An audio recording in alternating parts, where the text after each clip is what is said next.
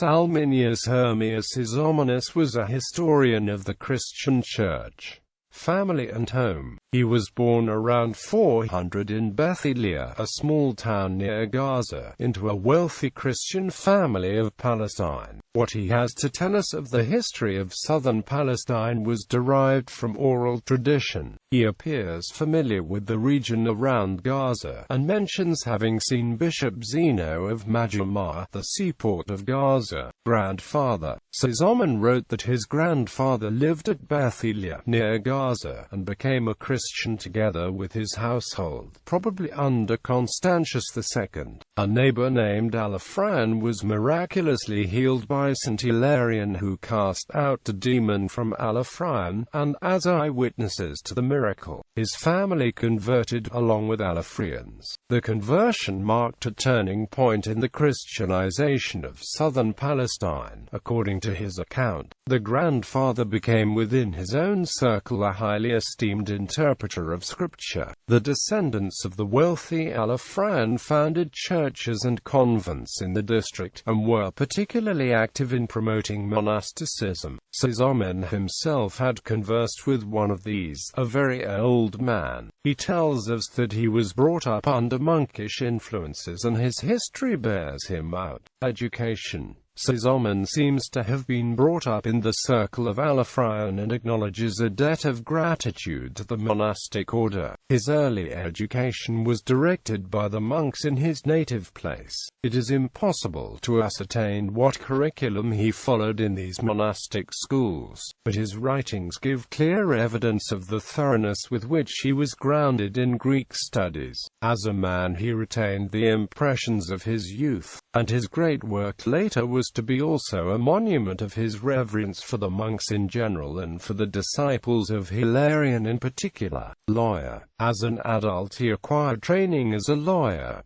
He studied law in Beirut. He then went to Constantinople to start his career as a lawyer, perhaps at the court of Theodosius II. While thus engaged, he conceived, around the year 443, the project of writing a history of the Church. Writings on church history. Sozomen wrote 2 works on church history, of which only the second one is extant. His first work covered the history of the Church, for the ascension of Jesus to the defeat of Licinius in 323, in 12 books. His sources for it included Eusebius of Caesarea, the Clementine Homilies, Hagia Sippis, and Sextus Julius Africanus. Sozomen's second work continues approximately where his first work left off. He read it in Constantinople around the years 440 to 443 and dedicated it to Emperor Theodosius II. The work is structured into 9 books,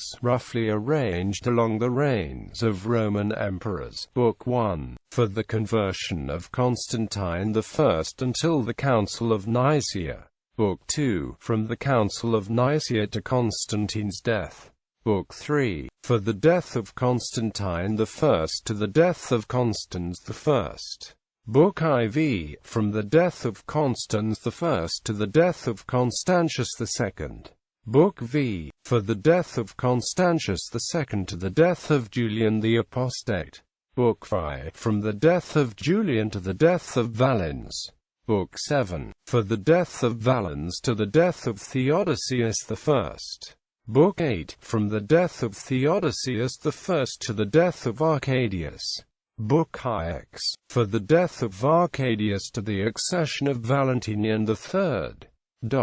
Book IX is incomplete. In his dedication of the work, he states that he intended cover up to the 17th consulate of Theodosius II, that is, to 439.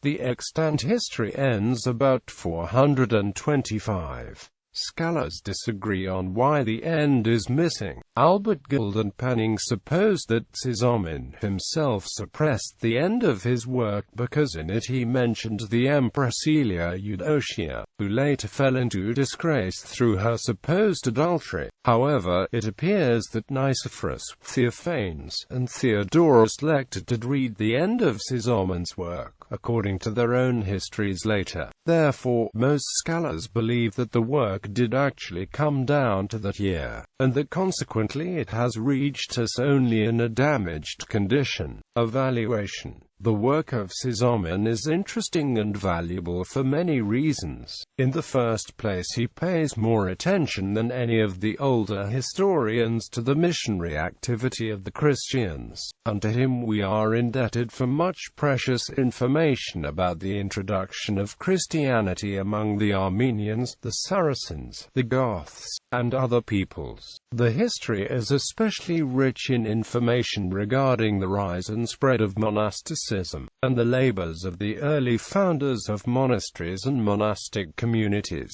The history as a whole is fairly comprehensive, and though his treatment of affairs in the Western Church is not full, his pages abound in facts not available elsewhere and in documentary references of the highest importance. The spirit and interest of Sozomen's history is clearly apparent. He follows the thread of the narrative of Socrates but seeks to improve upon and to excel his original by elegance of diction, and by the use of excellent sources of which he makes skillful use. Sozomen made a painstaking effort to be acquainted with all the sources of information on the subjects which he touched, and he had a passionate desire for the truth. Generally he follows his authorities closely, sometimes almost literally. When they differ, he occasionally gives the various versions. The historical exposition is altogether impersonal. Sozomen assumes that the task of history is to assemble facts without adding anything to them. Hence he indulges in little criticism and usually adopts the views of his sources. This he does to such an extent that he has been charged with Arianism and Novatianism. In reality, in accord with his legal training, he has no opinion in theological questions. At the same time, he was thoroughly pious and a great admirer of monasticism. In his attitude towards the Church, in his treatment of the Scriptures, and in his views of the hierarchy and ecclesiastical order and dignity, he is always animated by feelings of submission and respect. He was filled with a profound conviction of the providential purpose of Christianity, and of its mission, under divine guidance, for the regulation of the affairs of mankind. In doctrinal matters he aimed constantly at being in thorough accord with the Imperial Roman Church party, and was a consistent opponent of heresy in all its forms. But, while he maintained a constant attitude of hostility to Arianism, Gnosticism, Montanism, Apollinarianism, etc., he never assailed the leaders of these heresies or allowed himself to indulge in bitter personal attacks. Let it not be accounted strange, he says, if I have bestowed commendations upon the leaders or enthusiasts of the above-mentioned heresies. I admire their eloquence and their impressiveness in discourse. I leave their doctrine to be judged by those whose right it is. Because much of Sozomen's work follows Socrates, he has been criticized as attempting to compose a better church history than that of Socrates, but only being partially successful. He frequently offers additional material but rarely improves upon his prototype. Sozomen did not track chronological data as closely as Socrates.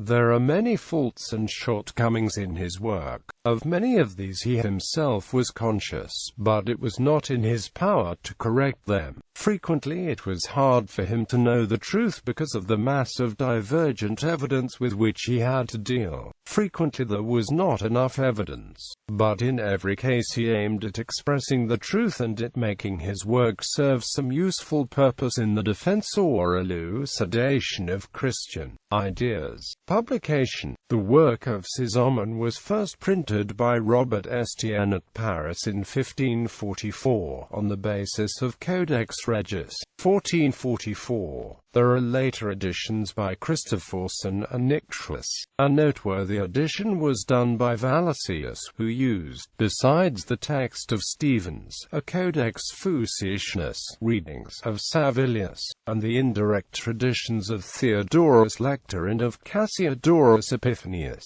Huss's posthumous edition is important, since in it the archetype of the Codex Regius, the Codex Spirituanus 142, is collated for the first time. But this manuscript was written by various hands and at various times, and therefore is not equally authoritative in all its parts. There is an excellent English translation by Chester David Hartranft, with a learned though somewhat diffuse introduction. In the Nicene and post-Nicene Fathers, too,